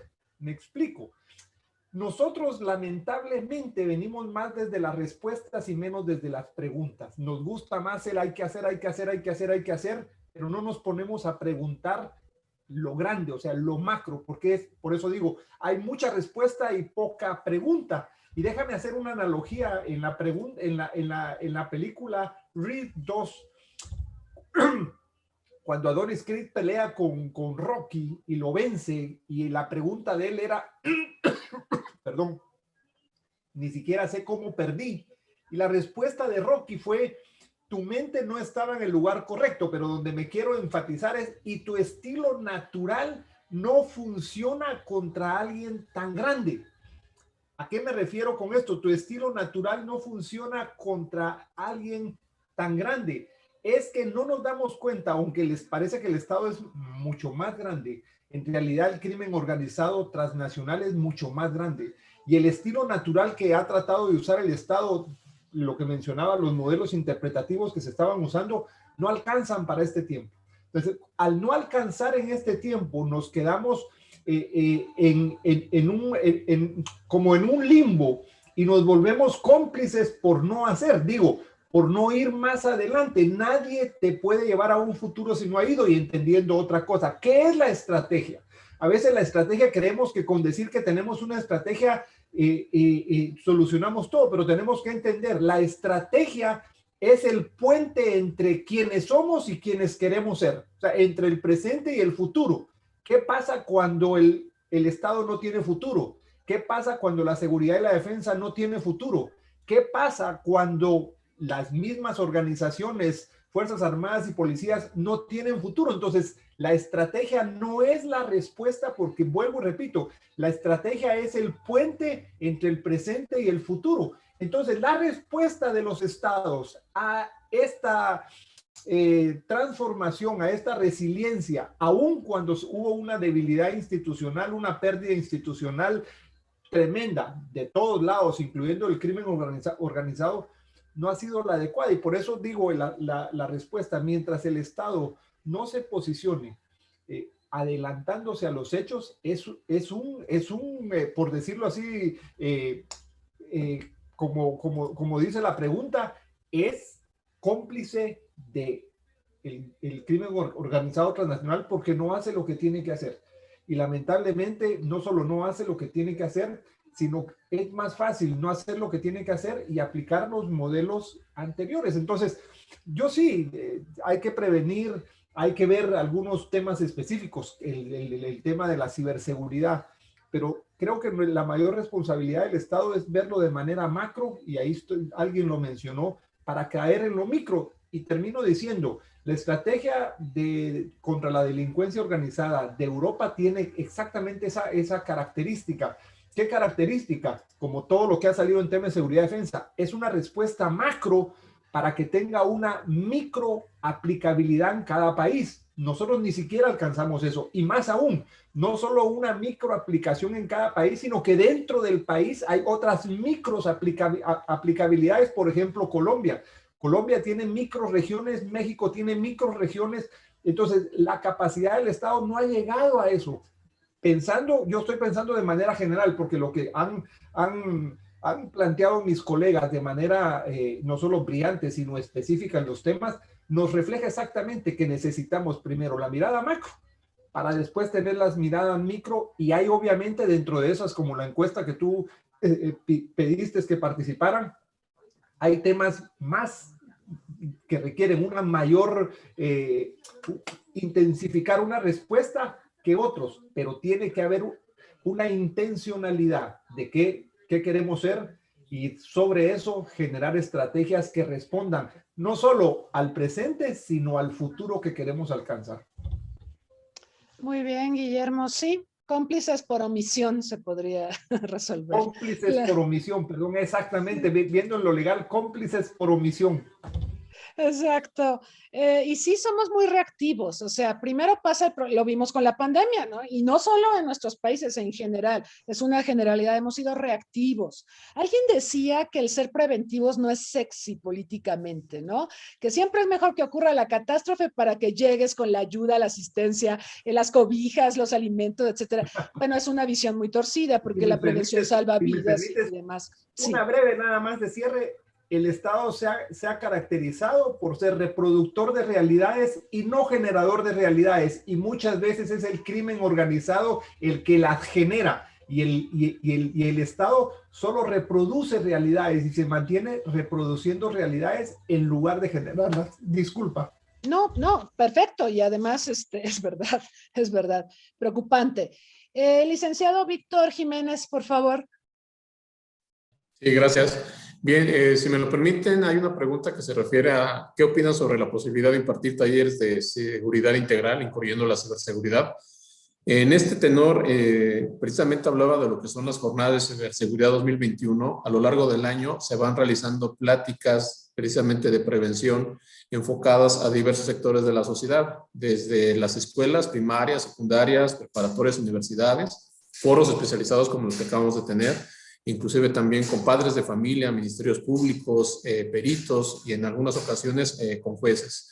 Entonces, es precisamente donde nosotros abordamos este tipo de situaciones Y si bien la pregunta también se extiende un poco a impartir cursos de ciberseguridad antes de elaborar formalmente y certificar al personal, también es un tema de concientización, en donde se habla precisamente con los responsables de tecnologías de la información de ciertos sectores estratégicos sobre adoptar ciertas medidas. Entre ellas, por ejemplo, está el ISO 27001, que es sobre seguridad de la información, que es, digamos, son de las bases que debería de contar cualquier empresa, cualquier institución, precisamente para el manejo eficaz de los datos, que es precisamente lo que acabamos de ver hace un momento. Todos los ataques van ya no solamente por una situación económica, sino por la información que se va generando al interior de cada empresa, o inclusive ya ni siquiera de cada empresa, sino a nivel usuario.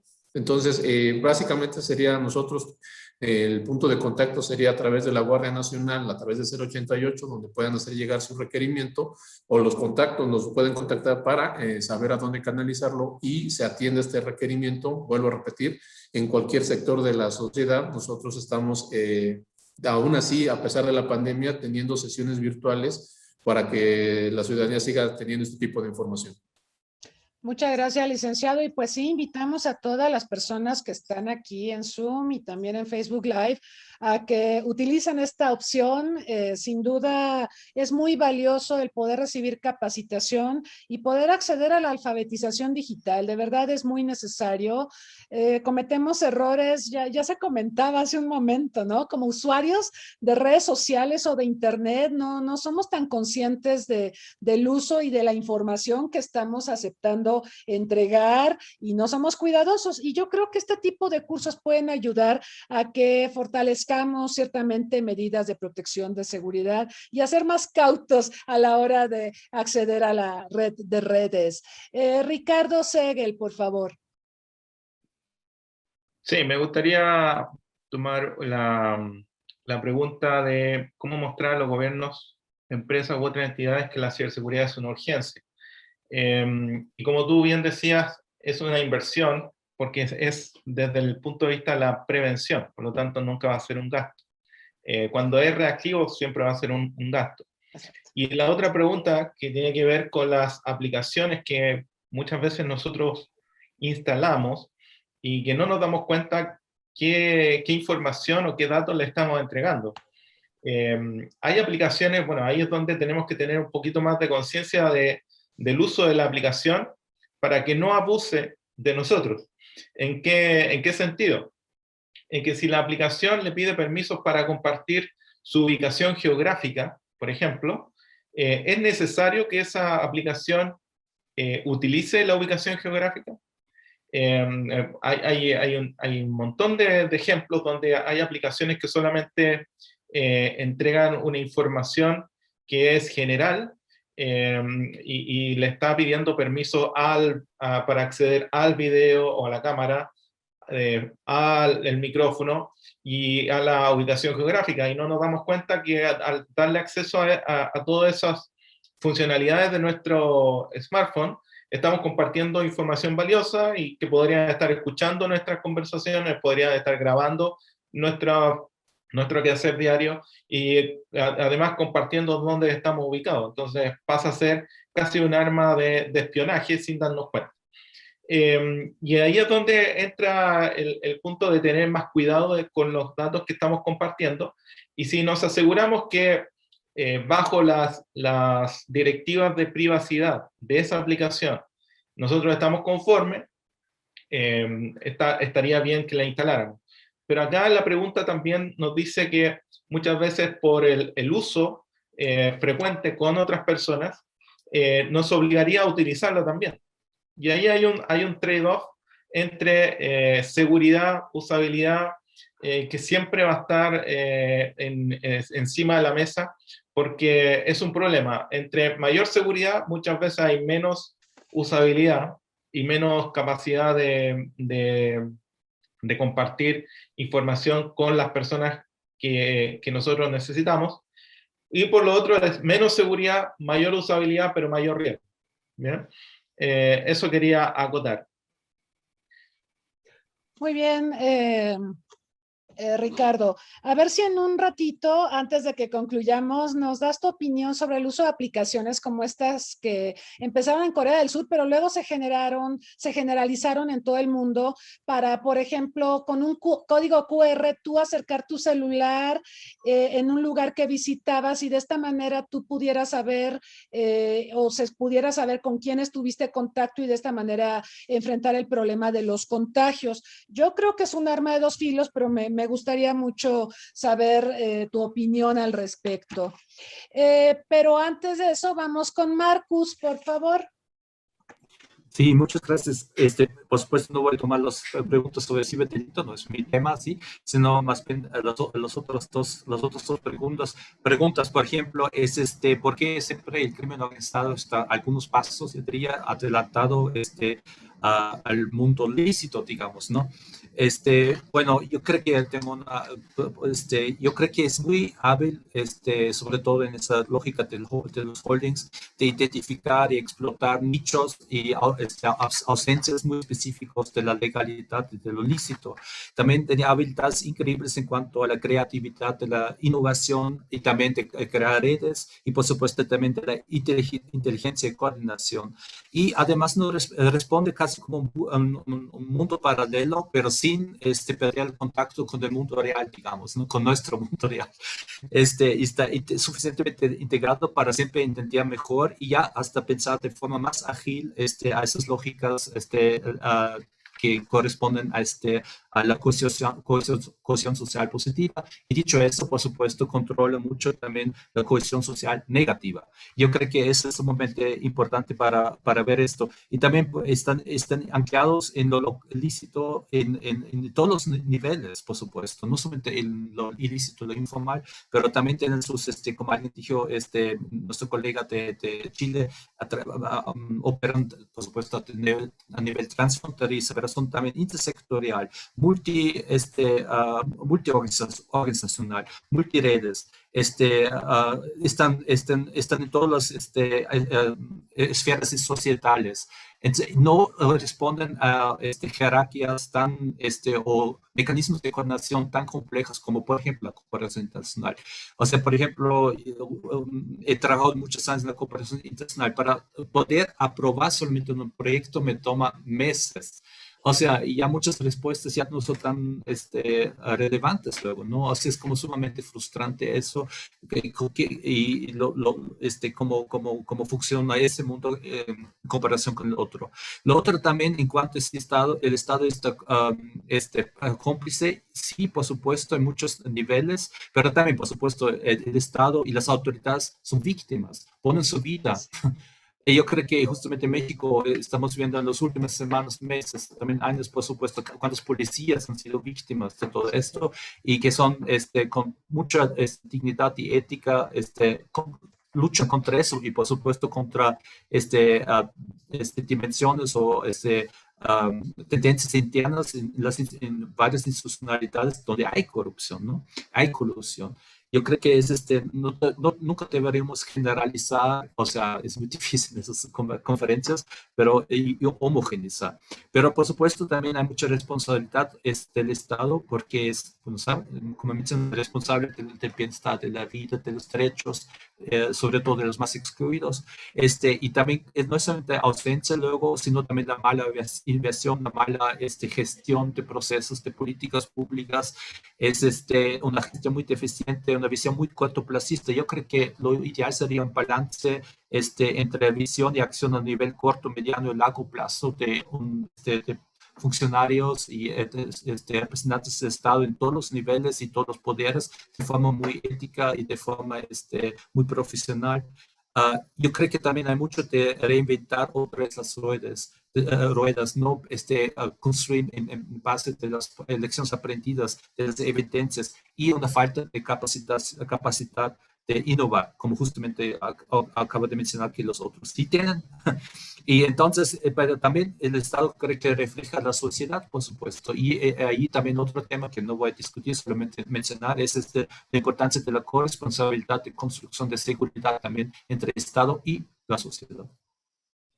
Sí, de acuerdo, Marcus. Todos hacemos las agendas, todos tenemos que contribuir al desarrollo de las agendas. En alguna ocasión hablaba con especialistas en seguridad de que la seguridad finalmente la terminamos haciendo todos y si no colaboramos, pues no vamos a construir sociedades seguras. Muy importante también lo que mencionas de que el Estado, pues es, digamos, a veces está coludido con la delincuencia, pero también es víctima. Sí, y ahora estaba revisando un estudio a propósito de la pandemia donde se documenta, por ejemplo, cuántos oficiales de la Secretaría de Marina, de Sedena, de Guardia Nacional, del Instituto Nacional de Migración se contagiaron y murieron. O sea, respecto a sus, digamos, equivalentes en Estados Unidos, la tasa de letalidad del coronavirus en ellos fue mayor, ¿no?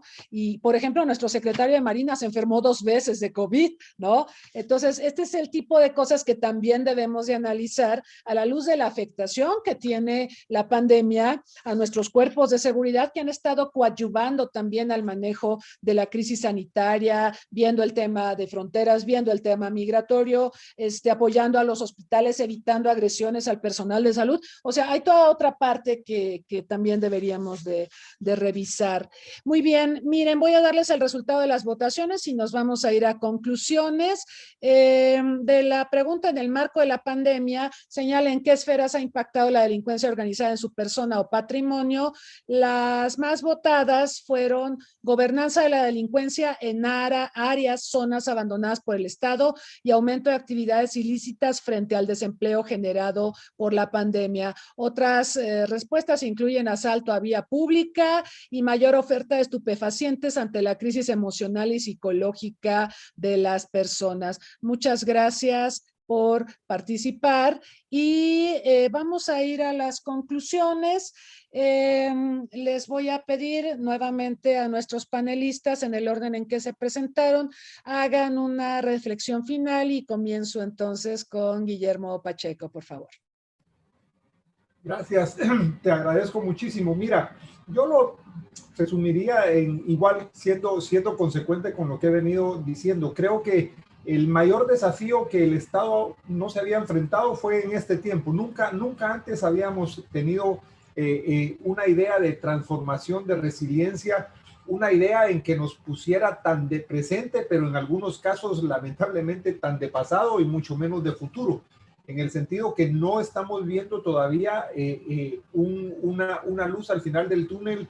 Todavía los temas de salud pública están copando la mayor preocupación de los estados y es poco lo que se está haciendo pensando en sí, pensando en la gobernanza, como decía ahí en la pregunta que copó más la gobernanza, pero en sitios alejados. Yo pienso, mi percepción es que el desafío de gobernanza en los temas de seguridad y defensa, que involucra todo crimen organizado, todas estas amenazas, preocupaciones y desafíos que la OEA declaró en el 2003, pensando en ese concepto multidimensional de la seguridad. Y creo que si ya en el 2003, casi 18 años, se hablaba de esa multidimensionalidad de la seguridad, podremos imaginarnos ahora la amplitud, como se menciona, este mundo VICA en el que vivimos, volátil, incierto, complejo y ambiguo, que también cuando se pensó en este acrónimo VICA a principios de los 90, después de la Guerra Fría, creo que nunca antes como entonces se había dado. Ahora vivimos en un mundo volátil, incierto, complejo y ambiguo, donde la misma reacción propia de los estados sigue todavía demostrando que no tenemos la capacidad de tener estrategias reales, que sean el puente entre el presente y el futuro, y ahí está el mayor desafío de respuesta está en que el Estado pueda tener unos escenarios futuros y que de esto depende la respuesta de ahora, porque si no sigue siendo reactivo y no proactivo y sigue reproduciendo realidades incluso de hace 20, 30 años y no genera nuevas realidades. Desde el Estado no hay generación de realidades. Incluso esta generación de realidades le debería de dar, como por ejemplo al primer subinspector, al colega aquí que está conmigo, la certeza que él puede tener como miembro de una Guardia Nacional, qué va a pasar con la Guardia Nacional dentro de 10 años, pero que sea en una estrategia que le diga a él, no, yo quiero seguir en él, yo quiero esa visión dentro de 10 años, pero si la Guardia Nacional no tiene, poniendo el ejemplo de la Guardia Nacional, una visión dentro de 10 años, yo digo, bueno, de repente me ofrecen algo más afuera y no se tiene esa visión de futuro que le permita al Estado no solo retener, sino que le permita al Estado meterse en un proceso de darle un mejor futuro a todos los que están involucrados. Vuelvo y repito, como le dijo Rocky a Creed, no necesitamos la parte natural, o sea, mi destreza natural en este momento no sirve frente a algo más grande y necesitamos que el Estado entienda y se transforme hacia eso. Muchas gracias, Guillermo. Concuerdo, lo dices muy bien. Políticas de Estado, no de gobierno. O sea, el Estado tiene que mirar a largo plazo y las políticas de gobierno en muchos de nuestros países, cambia el gobierno, cambia la política y entonces no hay continuidad ni podemos construir sociedades más seguras, ni más resilientes, ni más favorables a la promoción del desarrollo. Es verdad. Muchas gracias, Guillermo. Por favor, licenciado Jiménez.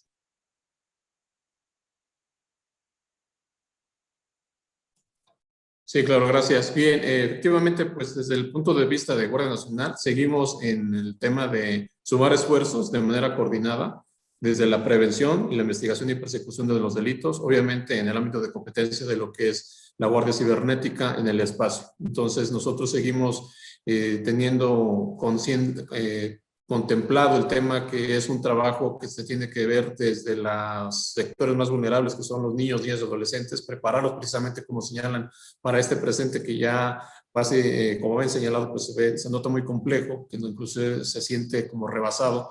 Sin embargo, pues es una tarea que nos atañe a todos. Entonces, es seguirle sumando y apostando a la prevención, que es lo que venimos realizando, no solamente en esta pandemia. Cabe aclarar que estas jornadas, jornadas de ciberseguridad, no solamente son de este año, las venimos arrastrando ya de 7 años atrás. Entonces, todas estas campañas no es en reacción a la pandemia, han sido orquestadas y estructuradas de tal manera que es en atención a la realidad que se vive prácticamente en nuestro país, inclusive en coordinación, y eso es muy importante, no solamente a nivel nacional con las unidades cibernéticas o con las fiscalías de cada estado, sino también a nivel internacional con las empresas prestadoras de servicio con las que se llevan a cabo este tipo de comunicación e investigación. Muchas gracias, licenciado Jiménez. Y al público que nos ha acompañado, le pedimos corran la voz de esta semana sobre ciberseguridad. Realmente es muy importante. Ya les dieron muchos argumentos nuestros expositores para atender este tema. Por favor, Ricardo Segel. Gracias. Para cerrar, bueno, no hay que olvidar que los estados, los gobiernos son personas y que muchas veces la historia se repite. El problema es que no aprendemos de los errores y se nos olvida muy rápido la historia. Y el tema de la ciberseguridad como urgencia parte de las personas, de la concientización de las personas, de la concientización de la población.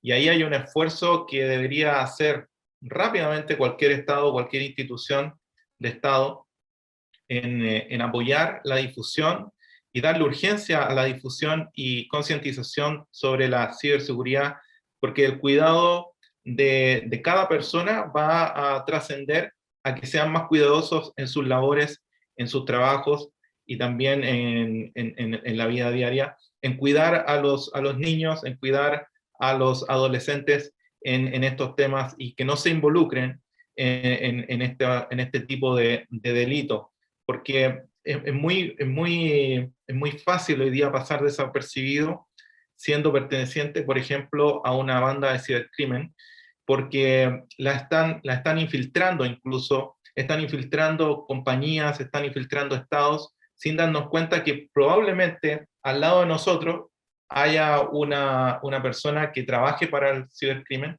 y que por cualquier razón, ya sea por extorsión o también por voluntad, ha tenido que pertenecer a una de estas bandas. Y ese es el mayor riesgo, ese es el mayor problema cuando tenemos al enemigo interno en nuestras instituciones. Bien, El gracias. enemigo en casa, es cierto.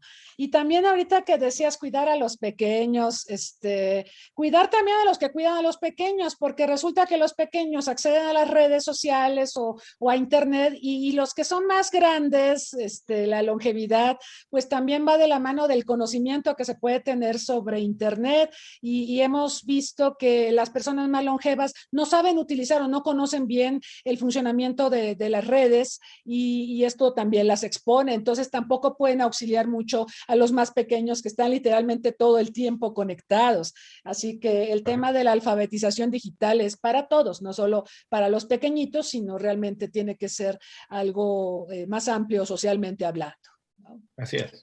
Marcus, por favor.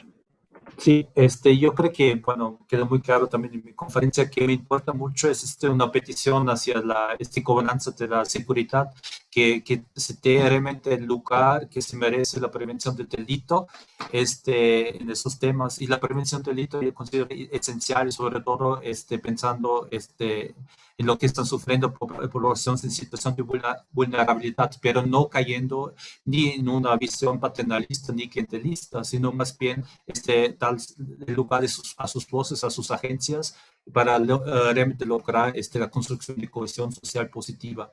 Y yo creo que también la importancia, si hacemos esto, darnos chance de construir sobre los aprendizajes que ya tenemos, sobre que en esa región específicamente, sin importar todos los modelos del norte global sobre todo, es también construir sobre lo que ha funcionado y que no ha funcionado, sobre las evidencias, y cómo podríamos darnos espacio también para escalar esto y para adaptar a los llamados nueva realidad. Esto me parece muy importante y para eso necesitamos fondos. Y la inversión de fondos, sobre todo en el marco de la recuperación de post-COVID, creo que el tema de prevención de delitos debe ser una prioridad.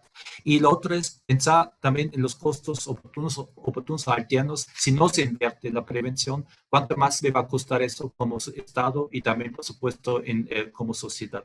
Hagamos, para retomar tus palabras, hagamos la prevención sexy entre todos y todos. Exacto. Sí, la prevención es inversión. Acá lo dijeron muy bien, prevención es inversión. De otra manera, pues cuando somos reactivos, cuando, como decimos en México, ¿no? Se ahogó el niño en el pozo, eso ya es un gasto. Entonces vamos a evitar que el niño se ahogue en el pozo, la prevención. Tenemos que pensar en cómo va a ser la nueva normalidad. Yo invito a todos a hacer una reflexión en este sentido. O sea, vamos a regresar a lo que teníamos, a las sociedades violentas, con pésima distribución del ingreso, con problemas educativos, falta de gobernanza, etcétera, o vamos a tratar de aprender de esta terrible experiencia y a tratar de construir mejores sociedades. Vamos a pensar en cómo debería ser la nueva normalidad, porque si va a ser como lo que teníamos, no tiene nada de nuevo y tampoco nada de normal. O sea, es muy irónico este juego de palabras. Así que vale la pena pensar, meditar, aprender. Tenemos que aprender muy rápido también, porque ya nos dijo la OMS, me parece que fue esta semana, que viene una pandemia 1000 veces peor que esta y tenemos que aprender muy rápido lecciones para prepararnos de mejor manera.